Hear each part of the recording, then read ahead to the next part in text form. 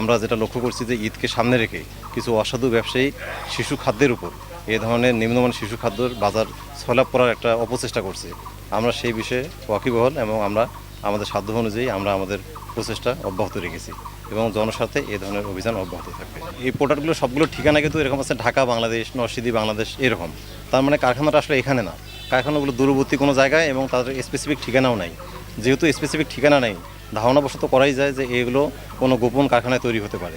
যদি আমাদের রংপুরে এরকম কারখানা থাকে আমরা সেই কারখানাগুলোতে অভিযান করব, কিন্তু যেহেতু উনি অনিবন্ধিত এবং শিশু স্বাস্থ্যের জন্য ঝুঁকিপূর্ণ খাবার বিক্রি করছে, আমরা সেই জন্য সেই পয়েন্টটাতেই আমরা ব্যবস্থা গ্রহণ করছি। আমাদের গোপন তথ্যের ভিত্তিতে আমরা এখানে 2টা অভিযান পরিচালনা করেছি 2টা প্রতিষ্ঠানে।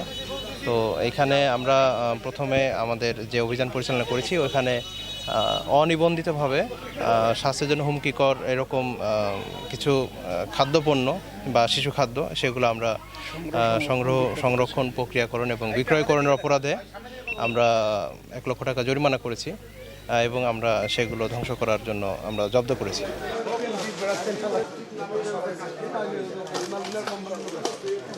বিভিন্ন ধরনের চিপস রয়েছে, বিভিন্ন ধরনের চকলেট রয়েছে।